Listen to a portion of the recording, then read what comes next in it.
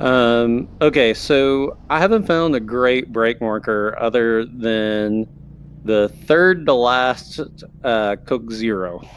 So right about here is where, and it's a real gentle brake. I think I'm up into fourth gear right here. And I'm going to gently brake into third and kind of remain straight as I go down the wall, just bleeding off a little speed. And then probably around the end of the Coke sign, I'm going to start turning in, aiming for the apex over here. And I'm just trying to use a little bit of trail braking, not too much or the car will slide out, but with a little trail braking, you can get some rotation. And my goal is to be aligned probably about like this over the white curbing.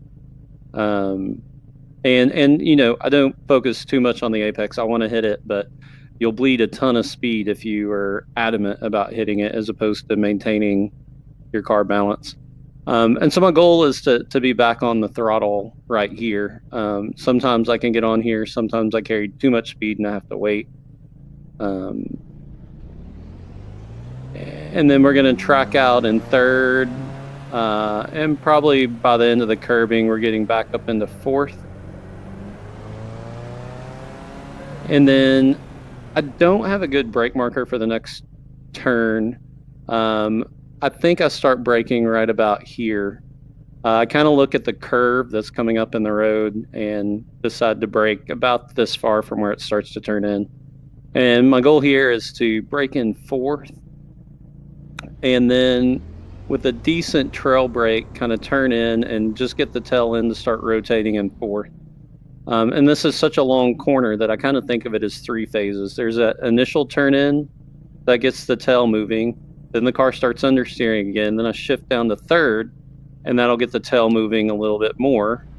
And then when I'm still not all the way over here and I start to understeer again, I may brush the brakes again to get the tail end to move a little more. So I almost make three mini rotations. And then right about here, I'm hoping to have slowed down enough and rotated enough that I can jump back on the gas in third gear and hold that through the next two turns.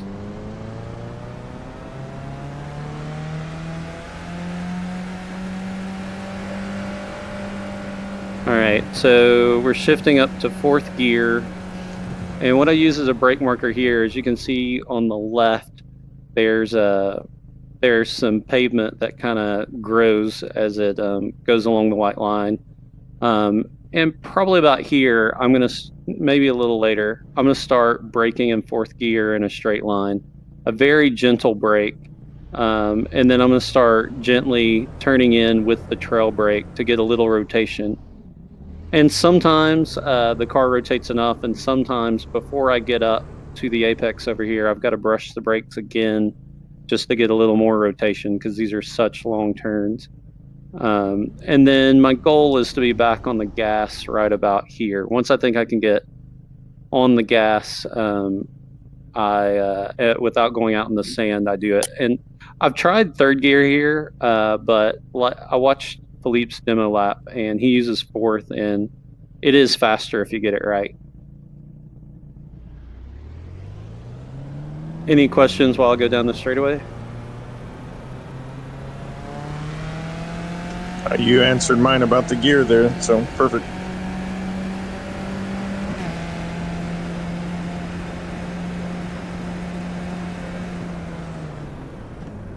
Okay, for this chicane, let me first start by saying I've now done one race here, and I don't think two cars fit through this. So if you're fighting someone and they decide you're going too wide into this chicane, you've got to choose between finishing the race and letting them have the position. That's about all I have to say there. So just be careful. You'll ruin your race trying to go too wide here. So for this chicane, there's a light pole on the right here. And I start braking, and it's not a threshold brake. It's just a slow down brake. I'm in fifth gear at the light pole that I'm about to get next to. So right about here, I brake down from fifth to second. but I want to do so fairly gently because you really need to keep the car balanced through this corner. And right about here, I'm in second, and I start to turn in with a little bit of brake just to get the car to rotate. And my goal is to get the car rotating and then jump back on the gas and clip both of these curves without hitting the sausages. And so it's a really tight window, and all I can say is practice it because I'm still not very good at it. Do you feel like you're back on the throttle before the first apex or the second, or in between the first and the second? Before the first on a good lap. Gotcha. I'm maybe 20% on the throttle, and I'm full on the throttle maybe, at the apex of the first, or just slightly after. Gotcha. Now on a bad lap, I may not be on the gas until I pass both of them.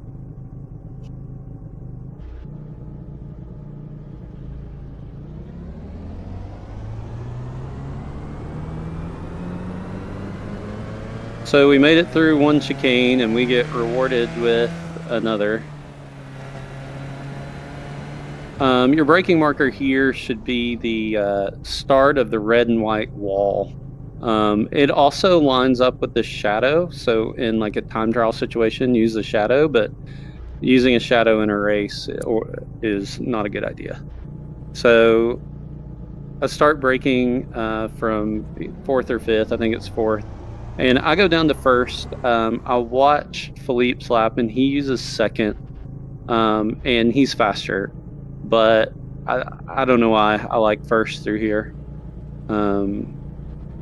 So I go down to first, and my goal is to come in about this angle, get as close as I can to the sausages without hitting them, and then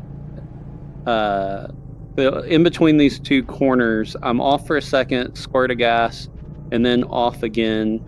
And again, my goal is to miss the sausages, but I want to swing out about mid-track. If I go too hard, I'll go too far to the right, and then you're going to lose a ton of time.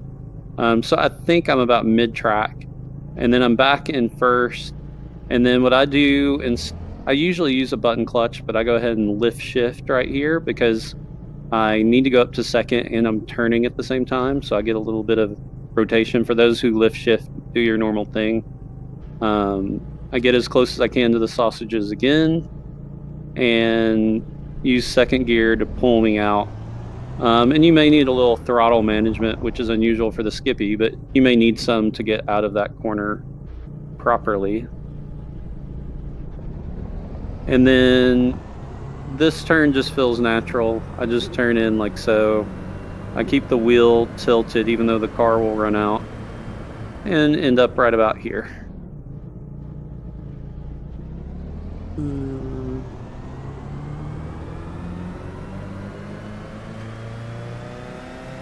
For this hairpin, I start braking at this 100-meter marker sign, and I'm braking all the way down to first. And then I can see the turn in, and probably right about here, I'm going to drag the brake towards the apex to get some extra rotation. I'm going to get off the gas, and then hopefully I'm about right about here, I'm able to start getting back on the gas, and it'll throw me out onto the curbing. And so I use pretty much all of this curbing every time to get a good run. If you do hit the dirt, you'll get a 1X, so don't hit the dirt.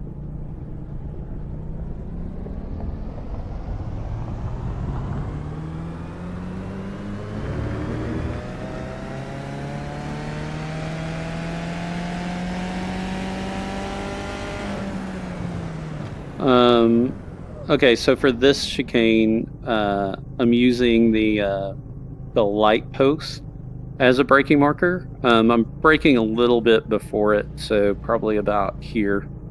And I'm going to brake down to second gear. I was using first, but again, I watched Philippe's lap and he's using second and he's faster and it seems to work.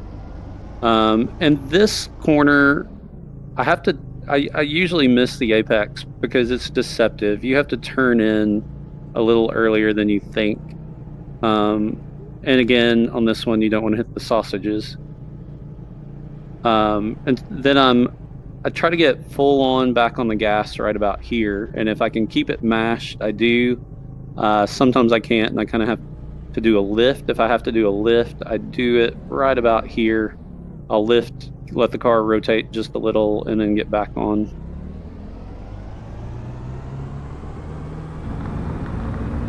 And that completes a lap. Do we have any questions?